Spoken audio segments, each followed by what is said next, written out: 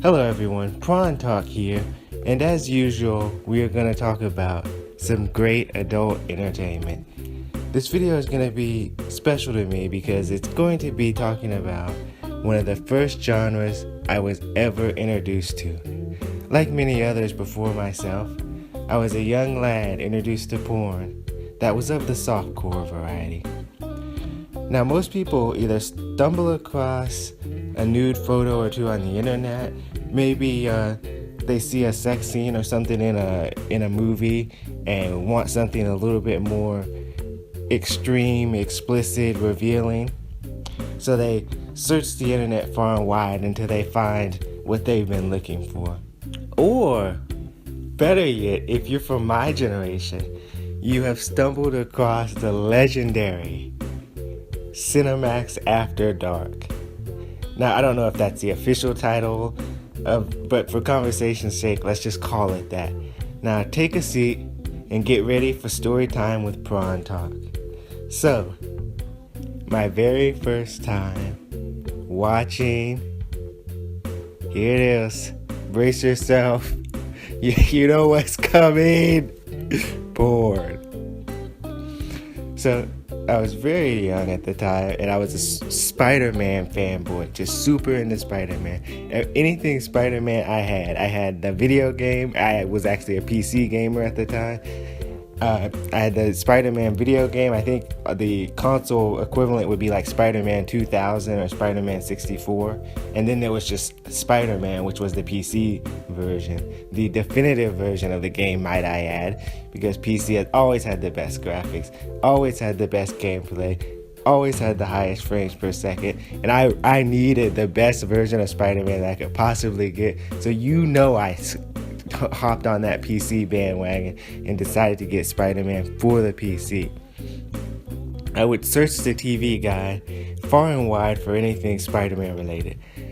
And then there I saw it, Spider Babe. So I quickly clicked on that, hoping to see a Spider-Man cameo in the video. But to my surprise, this was not the Spider-Man movie at all. And trust me, that was a shock of a lifetime. That was life-changing right there. If you don't know what Spider Babe is, it's a porn parody of the 2002 Sam Raimi Spider-Man movie. And shockingly, it actually follows the plot to a T, but with some sex scenes cleverly inserted in. Wow.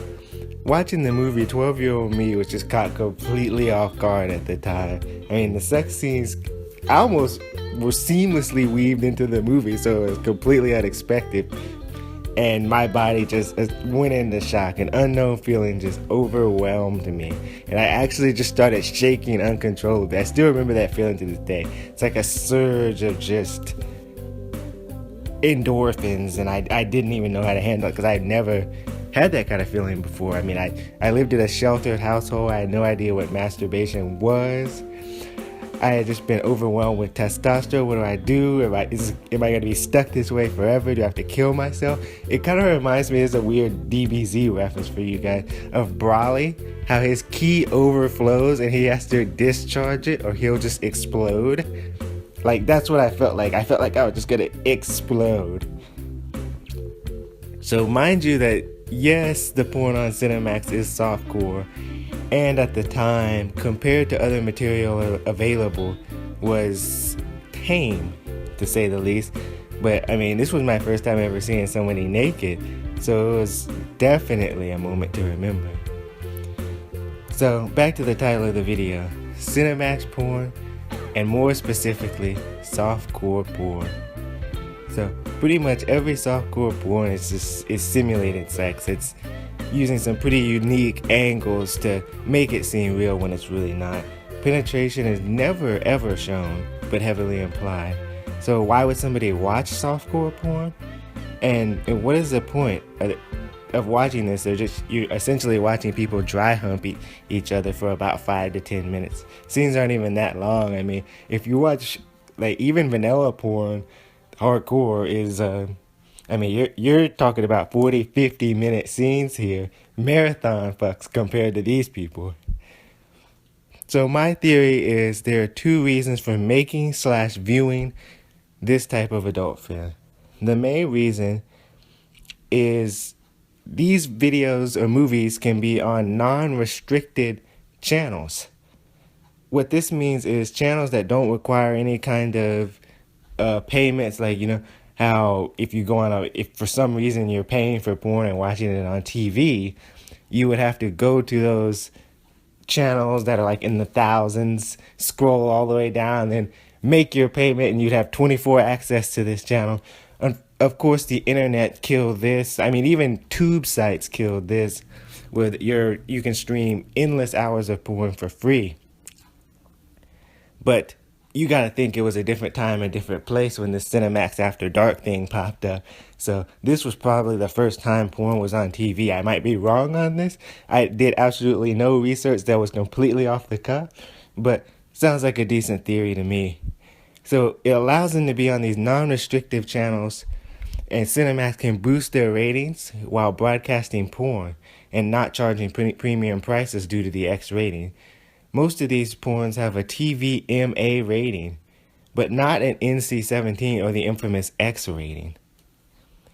And the main reason for viewing these types of movies is just to see if adult film is for you. It's like testing the waters type thing. I mean, porn is not for everyone. And the best way a new viewer could test out if it's for them is watching something of the less hardcore variety and see if that's a rabbit hole that they're willing to go down. Which actually makes a lot of sense. Not many people just start watching double penetration midget porn. I mean, something more vanilla might be a great way to test the waters. So, I think that's it for today. So get out there and watch some good porn. Prawn Talk signing out. And a quick shout out to my Instagram. I haven't posted anything on there, but I will post genres related to what I'm talking about, or specific performers related to what I'm talking about, all of course within their terms and conditions. So I'd really appreciate if you gave that a quick follow. Give me some motivation to post something. Currently, I am 0 across the board on Instagram. 0 followers, 0 pictures, and 0 people I am following. So hopefully get that up and running by the end of this week. And today is Friday, so that is today. Well, Prawn Talk out for good this time.